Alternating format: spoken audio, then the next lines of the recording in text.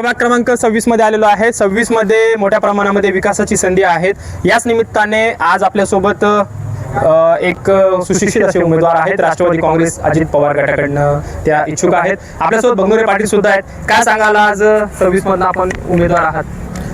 खूप छान वाटतंय मला। राष्ट्रवादी काँग्रेस पक्षाने माझ्या पत्नीला उमेदवार दिली, त्याच्याबद्दल मी दादाचे आणि फिरोजभाई पटेल आणि सतीश भाऊ चव्हाण, अभिषेक देशमुख यांचं मनापासून अभिनंदन करतो, धन्यवाद मानतो। आणि मला जी संधी दिली त्या संधीचं सोनं मी निश्चितच या प्रभागामध्ये करणार आहे। आता सध्या तुम्ही प्रभागात फिरतायत, काय काय विकास करण्याची संधी तुम्हाला दिसते?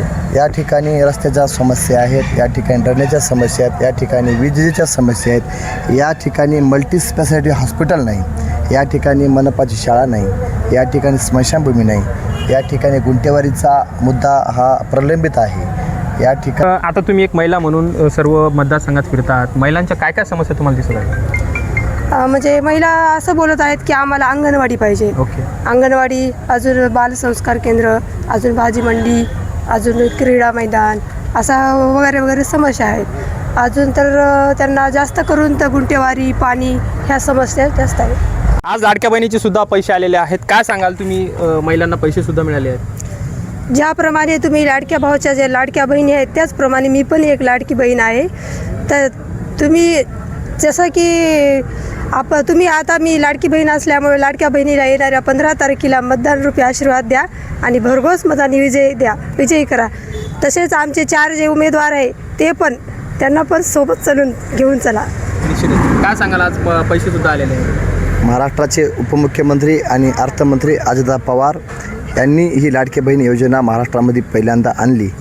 त्यांनी काल आज काही 3000 रुपये पाठीमागचा आज हप्ता पडलेला आहे। तरी लाडक्या बहिणीला एवढंच आवाहन करतो की दादाचा वादा एकच, दादा अजितदादा, याप्रमाणे दादा जे बोलतात ते करतात, त्याप्रमाणे त्यांनी 3000 रुपये बहिणीच्या खात्यावर टाकलेले आहेत। मी एवढंच आव्हान आमच्या माता बहिणींना करतो की आमच्या जे उमेदवार आहेत, 4 उमेदवार, फिरोजभाई पटेल, नीता गायकवाड, त्यानंतर आमचे विठ्ठलदादा काळे आणि माझी पत्नी सोनिता बाळासाहेब बंगुरे पाटील यांना प्रचंड बहुमताने 15 तारखेला घड्याळ्या चिन्हावर मतदान करून भरभरून शुभेच्छा। आता सध्या निवडणुकीचा प्रचार आता संपणारच आहे, जनतेला काय आव्हान करा? ही जनतेला एवढंच आवाहन करल की जे राष्ट्रवादी काँग्रेस पक्षाने जे आमच्यावर विश्वास ठेवून जे आम्हाला उमेदवारी दिली, त्या अनुषंगाने आम्ही त्यांचे जे काही विकासाचे कामे थकीत आहेत ते पूर्ण करू। त्यासाठी माझ्या माता भगिनींनो, नागरिकांनो, तुम्हाला मी एवढंच आवाहन करते की आमचे राष्ट्रवादी काँग्रेस पक्षाचे जे 4 उमेदवार आहे त्यांना तुम्ही मतदान रूपी आशीर्वाद द्या आणि भरघोस मताने विजयी करा, एवढंच बोलते मी। तुम्ही काय सांगा, जनतेला आव्हान करा? जनतेला एवढंच आवाहन करतो की माझे मायबाप जनता माझ्यासोबत पहिलेपासून आहे, त्यांच्यासोबत सुखदुःखामध्ये मी आहे आणि ती माझ्यासोबत कायम राहणार आहे।